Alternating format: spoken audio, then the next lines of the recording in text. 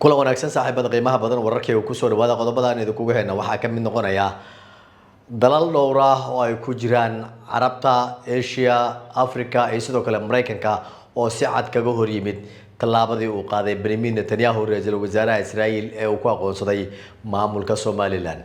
waan idila wadaagi doonaa dawladda Turkiga oo si adag uga falcelisay go'aankii ka soo baxay Benjamin Netanyahu ugana degtay in Somalia isaga uu kala qaybiyo. waan idila wadaagi doonaa wasiirka beeraha xukuumadda federaalka Soomaaliyana waxa uu sheegay in cid walba oo khalkhal gelin karta ammaanka iyo sidoo kale ictiraafka deegaanada Somaliland xisaab cad la galo. waan idila wadaagi doonaa magaalooyinka Somaliland oo uu ka bilowday durbo dhaqdhaqaaqyada la xiriira munaasabada waaweyn oo lagu soo dhaweynayo ictiraafkii ay heshay.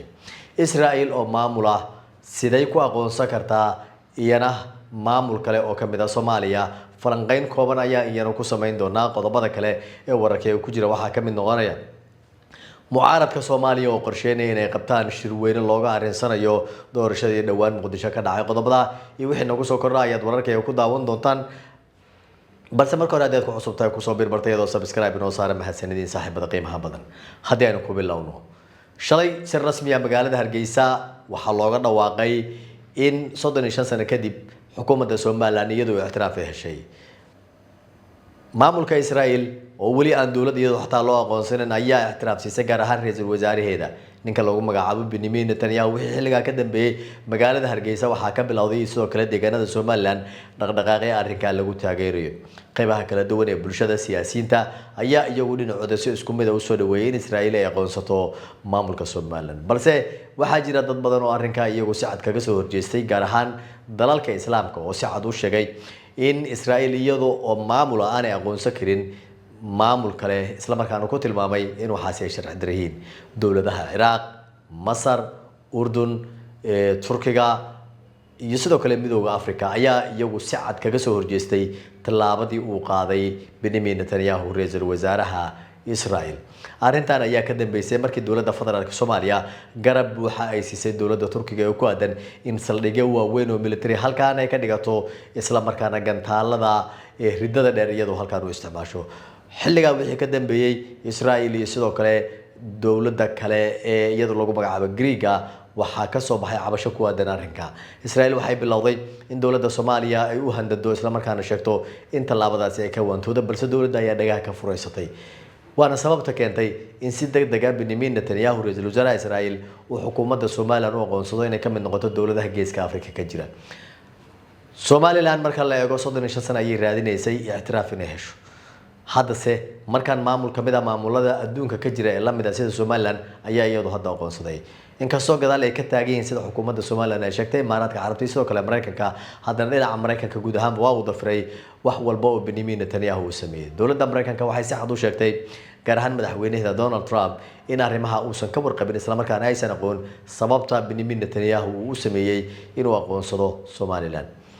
Trump waxa uu si cad u sheegay inuu san aqoon Somaliland wax la dhaho meel ay ka jirto xitaa uu san aqoon isagoo si jaasiis u hadlay ayuu tilmaamay in Benjamin Netanyahu arrinka uu ka joogsado. dawladda Turkiga marka la eego dhinaceeda si adag ayay kaga hortimid waxayna kaga digtay maamulka Israa'iil in iyadu aqoonsi ay u samayso isla markaana ay kala qaybiso Soomaaliya. Mareykanka iyo sidoo kale Turkiga ayaa wadamada hadda ugu awoodda badan ee sida cad u hor istaagay hanaanka iyadoo ay doonayso maamulka Soomaaliya in dawlad run ay ku gaarto. wuxuu ku soo kordhay wararka xiga ee ku daawan doontaan wasiirka beeraha xukuumadda federaalka Soomaaliya dhinaciisa waxa uu la hadlay shacabka kadib aqoonsiga 35 sano kadib maamulka Israa'iil ay keeneen. waxa uu sheegay inay jiri karaan khalkhal amni iyo sidoo kale in ictiraafka lagu hor yimaado taasoo uu tilmaamay bulshada qaybaheeda kala duwan in arrinka ay ka foojignaadaan. waxaan rabnaa muuqaalkiisa inaan idin la wadaago. sallallahu alayhi wa ala alihi wa sahbihi wa sallam. alxamdulillahi rabbil alamin. ilaahay baa mahad iskale.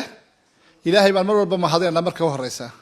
marlabaadka waxaan mahadinaynaa oo hambalyo u diraynaa madaxweynaha jamhuuriyadda Soomaaliya iyo madaxweynaha ku-xigeenkeena iyo dhammaan golayaasha qaranka shacbiga xukuumadda oo dhan dhamaanteedba maanta waxaan ugu hambalyeynaynaa farxadda iyo guusha aynu raadinaynay muddo 35 sanadooda oo maanta ilaahay gacanteena soo galiyay. alxamdulillahi rabbil alamin. ilaahay mahadi weeyaan. waxaan hambalyada ugu diraynaa waxa weeye waa dawladdii kaliya tahayd ee maanta intii waddanka Somaliland ay jirtay ku dhawaaqday inay xornimo buuxda oo independence ayna siiyeen haddii la yiraahdo Netanyahu iyo dhamaan shacabkoodana insha Allah taala way ku mahadsan yihiin go'aanka ay qaateen inta kale ee dawladaha kalena way ku xigaan sida aan warka ku hayno madaxweynuhuna mar walba ku qudbadeeyo way soo socdaan inta kalena kalba mid baa imanaysa waxaanu leenahay dhamaan shacbiga Somaliland farxad ku ciida meel kastoo joogtaan muujiya shucuurtiina muujiya rabitaankiina muujiya inaad wax 35 sano sugayseen aad maanta hesheen alxamdulillah rabbil caalamiin waxaan leenahay inta allaariya intay naga soo horjeedana waxaan leenahay waad noo baahan doontaan insha Allah taala waad noo baahan doontaan waa taariikhdana way idin gashay insha Allah ilaa anagoo 35 sano xorriyadii raadinayna aad mid walba u lahaa maanta raali kama yihi annaguna iyaga raali kama nihin raalina kama noqonayno alxamdulillah rabbil caalamiin ilaahay baa mahadda iskala shacbiga waxa la guul iyo gobonimo aynu faraxno aynu iidno aynu dadkeena oo dhan farxadda ay meel kasta kaliya aan la qaybsano in allaaliya intii inaga qaloocan ee si xun u fikraysana ilaahay xaqaha garasiiyo insha Allah taala khayr baan rajaynayaa madaxweynaheena waxa leenahay guul iyo gobonimo waxaan nahay xukuumadii hal sano jirta oo hadda ku guuleysatay in maanta ixtiraafkii Somaliland oo yimaado oo soo dhawaado waan soo dhaweynaynaa ma sha Allah guul iyo gobonimo hambaliyo hal sano kadib Cabdiraxmaan Cirro waxa uu noqonayaa madaxweynihii ugu horeeyay oo isagu noqdo ama nasiib u yeesha in maamul kamid ah maamulada ka jira adduunka ee Israel iyadoo ay aqoonsato Cabdiraxmaan Cirro shakhsi diblomaasi ah ayaa dadaal xooggan ugu jiray sidii guud ahaan aqoonsi u helaa fursadii ama khilaafkii ka dhex dhalatay Soomaaliya iyo sidoo kale Israel ayaa sababtay inuu fursad ka dhex arko isla markaana uu Israel kala heshiyo in ay aqoonsato taas oo rabo in khalkhal uu ku abuuro dawladda dhexe ee Soomaaliya waxaan rabnaa muuqaal kooban oo Cabdiraxmaan Cirro uu jeediyay kagana mahad celinaya Israel inaan idila wadaagno Bismillahir Rahmanir Rahim I am the happiest person in the world today. The historic address on the recognition of the Republic of Somaliland. Excellencies, all world leaders, distinguished delegates, partners, all Somalilanders. Today, I address you at a moment of historic significance for the Republic of Somaliland. After more than 3 decades of peaceful self-governance, constitutional order, and democratic practice, Somaliland has received its first formal international recognition as a sovereign and independent state. This development affirms an objective reality that has long existed. Somaliland meets the legal, political, and institutional criteria of statehood under international law. I express my wholehearted appreciation to the State of Israel for its brave decision, which reflects both historical continuity and confidence in Somaliland's demonstrated commitment to peace, stability, and responsible governance.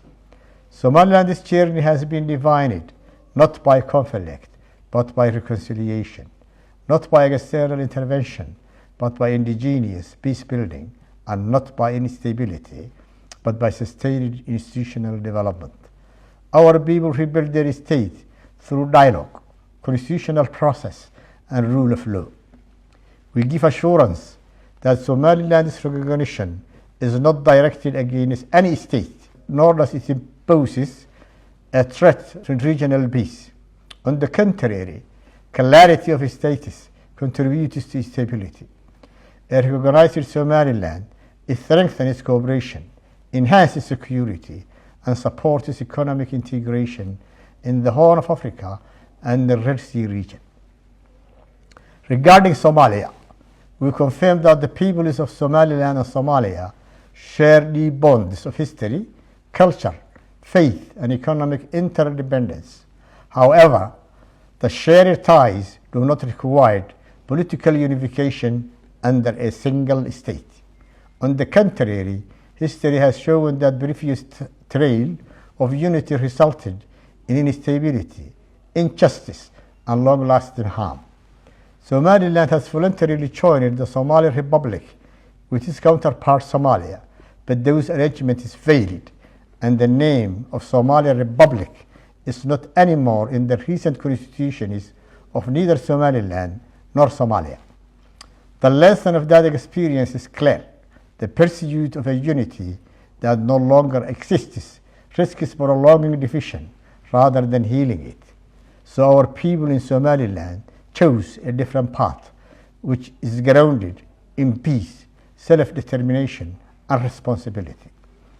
The Republic of Somaliland therefore believes that the most constructive path forward lies in accepting political realities, avoiding zero-sum narratives, and focusing instead on healing past wounds and advancing shared interests. As a sovereign neighbors, Somaliland and Somalia can operate more effectively in peace, trade, security, and regional development. To our regional partners, neighboring countries, and international community, we firmly assure you that recognition of Somaliland is not a threat, not an act of hostility, and not a source of regional tension. Somaliland has been and will continue to be a responsible and a constructive actor committed to peace, cooperation, and shared development. To our partners in the Arab and Muslim world, we wish to state clearly that Somaliland is a Muslim nation, deeply rooted in Islamic values of moderation, justice, and coexistence. Our foreign policy is guided by balance, respect, and adherence to international norms. Somaliland's recognition does not represent alignment against an Islamic nation or community.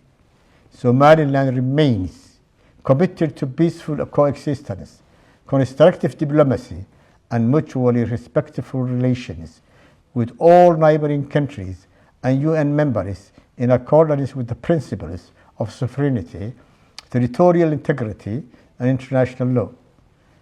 To the United Nations, African Union, IGAD member countries, the League of Arab States, the Organization of Islamic Cooperation, and the Commonwealth and international partners will reaffirm Somaliland's readiness to be admitted to a full membership in all international and regional organizations to fulfill the responsibilities that such membership entails. Somaliland respectfully invites member states and international institutions of the above-mentioned organizations to engage with Somaliland because of facts, international law, and shared interests. This moment represents not an end, but a historical and a responsible beginning, guided by cooperation, regional integration,